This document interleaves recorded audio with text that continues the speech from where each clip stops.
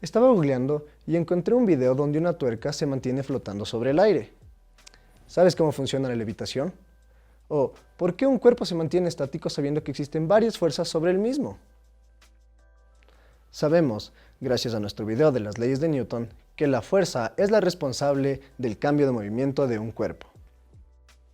También sabemos que sobre un cuerpo pueden afectarle varias fuerzas simultáneamente. Cuando sobre un cuerpo actúan más de una fuerza, nosotros le llamamos sistema de fuerzas. Hoy te hablaré sobre sistema de fuerzas.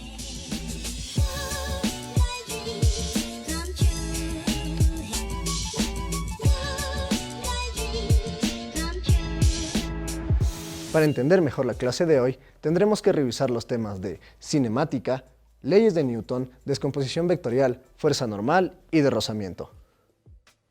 Una fuerza es la que produce la deformación en un cuerpo, o puede alterar su estado de movimiento. También, sobre un cuerpo pueden actuar de manera simultánea varias fuerzas, las que en un conjunto forman lo que se denomina un sistema de fuerzas. Existen principalmente tres sistemas de fuerzas que veremos más adelante. Galileo y Newton, dos personajes muy relevantes de la historia, padres de la física, son los responsables de que ahora comprendamos la importancia de las fuerzas sobre un cuerpo para entender su movimiento. En la mayoría de los casos, existen varias fuerzas actuando sobre el mismo cuerpo. Por lo tanto, es de vital importancia que nosotros entendamos cómo funcionan los sistemas de fuerzas. Al sumar analítica o vectorialmente las fuerzas, obtendremos una fuerza neta total o resultante. Conocerla es importante, porque si aplicamos otra fuerza de signo opuesto, lograremos anular la fuerza neta sobre el objeto y mantenerlo en reposo o movimiento con velocidad constante. En esta figura vemos la fuerza 1 y 2 formando un sistema de fuerzas. Estas fuerzas representan a las componentes del sistema. Como puedes observar, la suma vectorial de estas fuerzas forma la representación de la fuerza resultante Fr. Para sumar vectores gráficamente, basta con dibujar el segundo a continuación del primero, respetando los ángulos de cada vector, y así sucesivamente. Luego trazamos una recta desde el origen hasta el último vector añadido, y este será nuestro vector resultante. Los sistemas de fuerzas se clasifican principalmente en tres. Primero, el sistema de fuerzas paralelas en el mismo sentido está compuesta por fuerzas que actúan en una misma dirección y sentido. Lógicamente, si dos fuerzas paralelas tienen la misma dirección y el mismo sentido, se sumarán sus magnitudes para obtener la fuerza resultante. Segundo, el sistema de fuerzas paralelas en sentido opuesto está compuesto por fuerzas que actúan en una misma dirección, pero en sentido contrario. Para conocer la fuerza resultante, se restarán sus magnitudes, y el signo dependerá de la fuerza mayor. Tercero, el sistema de fuerzas concurrentes o angulares. Está conformado por varias fuerzas con distintas direcciones. Para hallar analíticamente la fuerza resultante, debemos trabajar con fórmulas trigonométricas, para así poder descomponer las fuerzas angulares en los componentes de cada eje perpendicular, y finalmente trabajar en coordenadas rectangulares. Hagamos un ejercicio. Calculemos las componentes rectangulares de un vector de magnitud de 50 newtons con un ángulo de elevación de 20 grados. Reemplacemos los valores de la imagen anterior considerando que para el eje X usamos el coseno porque está adyacente al ángulo. Nos quedaría f de x igual a f coseno de teta igual a 50 newtons por coseno de 20 grados igual a 47 newtons. Y para el eje Y utilizamos la función seno porque está opuesta al ángulo.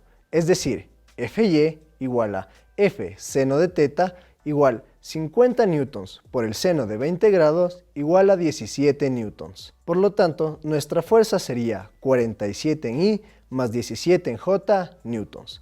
Hemos descompuesto nuestra fuerza. Si deseamos que un objeto permanezca en equilibrio, lo único que tenemos que hacer es aplicar una fuerza opuesta para que entre ellas su sumatoria sea cero.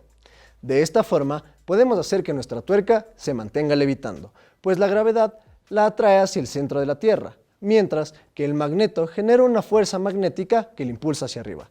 Por lo tanto, entre ambas fuerzas se anulan y tendríamos nuestra tuerca volando en el aire. En la clase de hoy hemos aprendido que para resolver un sistema de fuerzas se necesita el módulo de las fuerzas, los ángulos de inclinación, el sentido de las fuerzas y un poquito de conocimiento de los triángulos rectángulos. También aprendimos cómo encontrar el vector resultante en un sistema de fuerzas. Además, aprendimos que la fuerza es una cantidad vectorial, Esto quiere decir que posee magnitud, dirección y sentido. También entendimos que para sumar dos vectores gráficamente es suficiente superponerlos y el resultante será la unión del origen con el último vector añadido. Y recuerda que si quieres parecer un mago frente a tus amigos o simplemente levantar objetos magnéticos, lo que debes hacer es igualar la fuerza gravitacional con el campo magnético. Esto ha sido todo por la clase de hoy, pero estoy seguro de que todos estos conocimientos te serán de utilidad y podrás utilizarlos en tu día a día. ¡Hasta la próxima!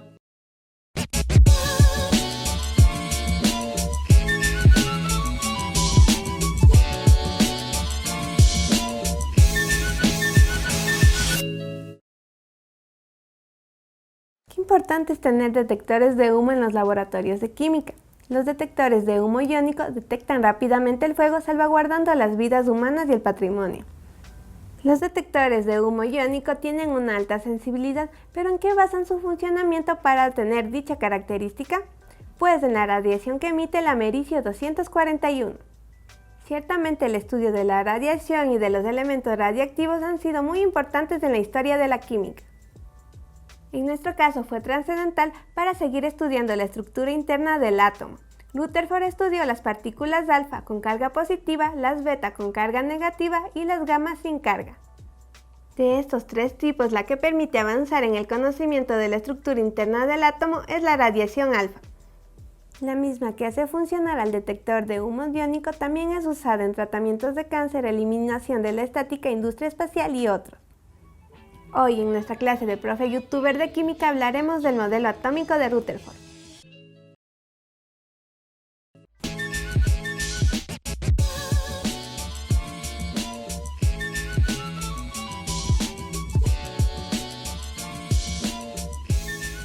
Para entender mejor la clase de hoy, debes conocer sobre la radioactividad. Ahora continuamos con un poco de teoría. Rutherford estudiaba la naturaleza de los elementos radioactivos e identificó las partículas alfa y beta. Rutherford se interesó especialmente por las partículas alfa emitidas por el uranio metálico y sus compuestos, porque estas partículas podían atravesar una hoja metálica lo suficientemente delgada. Pero al aumentar unos milímetros del espesor, estas ya no podían atravesarla, sino que eran absorbidas o rebotadas. Pero, ¿por qué al aumentar el espesor, las partículas ya no podían atravesar e incluso eran absorbidas o rebotadas? ¿Por qué sucedía ese fenómeno con las partículas alfa? ¿Acaso los átomos tenían una estructura atómica diferente a la que sugería el pudín de pasas de Thomson? ¿Qué nuevo modelo atómico sugirió Rutherford para explicar este fenómeno?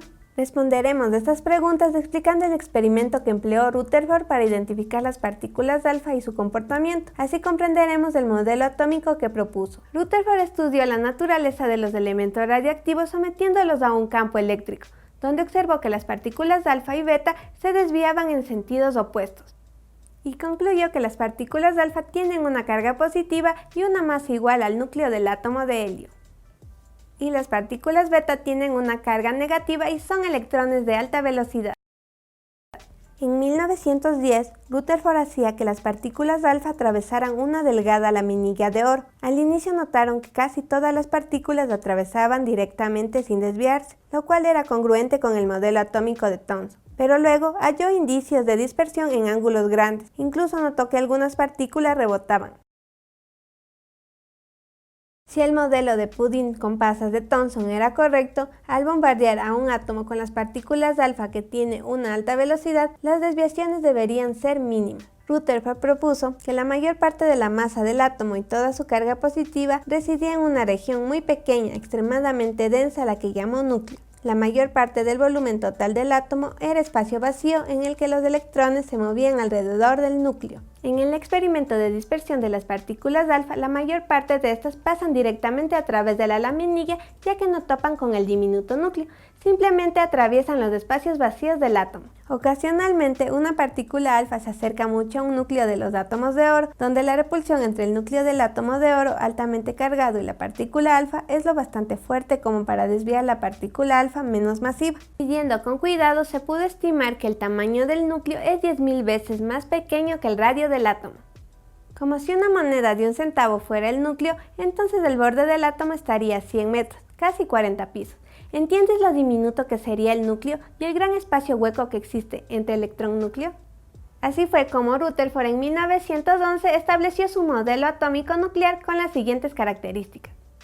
La mayor parte de la masa y toda la carga positiva del átomo se encuentra en una región diminuta llamada núcleo. La mayor parte del átomo es un espacio hueco. El átomo en su conjunto es eléctricamente neutro, por lo tanto existen tantas unidades de electrones como unidades de carga positiva en el núcleo. Estudios posteriores descubrieron las partículas del núcleo, protones, Rutherford 1919 y neutrones, Chadwick 1932. Veamos el detector de humos iónicos que funciona con el americio 241. Cuando se emite la radiación alfa, esta ioniza el aire, haciendo que se produzca una pequeña corriente eléctrica permanente, la cual al detenerse con el humo emite la alarma. En la clase de hoy hemos aprendido que Rutherford trabajó con las partículas alfa que tienen una carga positiva y las partículas beta que tienen una carga negativa igual que los electrones. Seguro que estos conocimientos te serán de utilidad y los podrás usar en tu vida diaria. ¡Hasta la próxima!